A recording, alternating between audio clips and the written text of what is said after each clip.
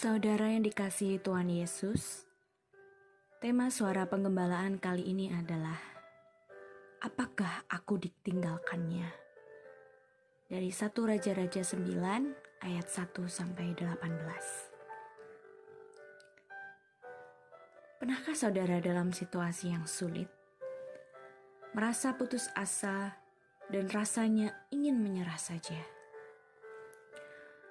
Kondisi sulit ini bisa berupa kegagalan dalam studi, kegagalan dalam relasi, dalam pekerjaan, begitu banyak masalah rumah tangga, masalah dengan anak, menantu, pasangan, ataupun masalah-masalah baru yang timbul selama COVID ini, dan lain sebagainya. Apa yang saudara lakukan ketika saudara diperhadapkan dengan situasi yang sangat sulit tersebut? Mungkin cerita dengan orang-orang terdekat, entah itu sahabat, teman, pasangan, keluarga. Atau mengeluh. Kenapa ya masalah ini menimpa aku terus? Kok rasanya capek sekali? Lelah. Atau mungkin saudara memilih berdiam diri, merenung, mengolah, dan berusaha menemukan jalan keluar. Atau terkadang terbersit pikiran, apa aku nyerah aja ya? Sepertinya kok tidak ada jalan keluar. Sepertinya kok aku sudah tidak sanggup lagi menjalaninya. Saudara, memang pada saat kita dalam kondisi putus asa dan ingin menyerah, rasanya seperti sudah tidak ada jalan keluar. Rasanya seperti sudah tidak ada lagi harapan. Apalagi jika kesulitan itu datang bertubi-tubi. Kita bisa saja dengan mudah berkata, "Tuhan, saya capek dan saya ingin nyerah pokoknya." Saudara, keadaan putus asa dan lelah juga dirasakan oleh Elia, sang nabi besar. Elia merasa lelah dan putus asa karena pelayanan yang ia lakukan dirasakan gagal.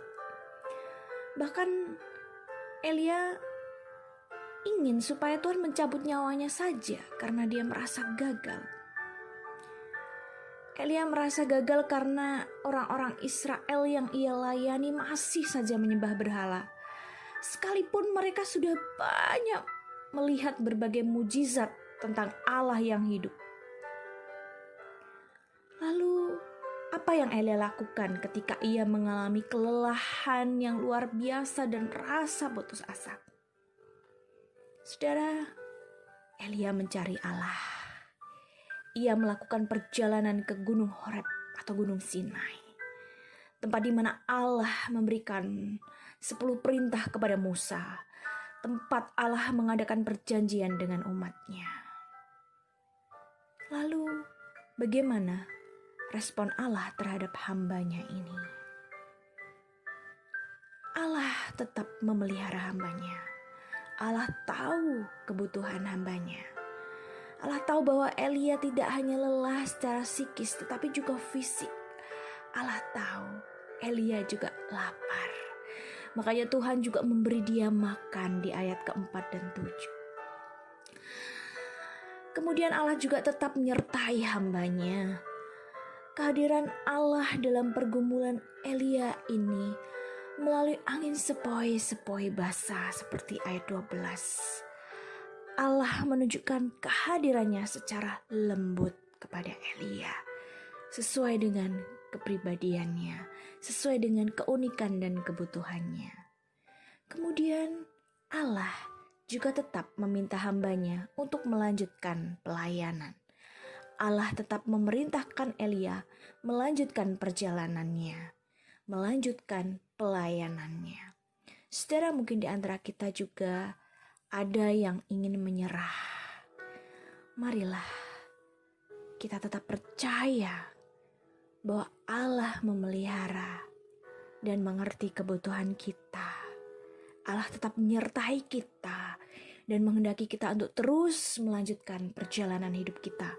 melanjutkan pelayanan kita, melanjutkan pekerjaan kita, melanjutkan kehidupan rumah tangga kita, melanjutkan setiap yang Tuhan percayakan kepada kita.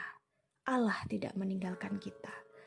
Paulus pernah berkata ketika ia dalam penjara karena imannya, segala perkara dapat kutanggung di dalam Dia yang memberi kekuatan kepadaku. Mari kita berdoa. Ya Bapa di surga, tolonglah kami supaya kami tetap percaya pada pemeliharaan dan penyertaan-Mu, sehingga kami tetap memiliki kekuatan untuk terus melanjutkan perjalanan hidup dan tanggung jawab kami, baik di dalam pelayanan, dalam masyarakat, keluarga, dan dalam berbagai hal. Di dalam nama Tuhan Yesus Kristus Allah kami yang hidup, kami berdoa dan bersyukur. Amin.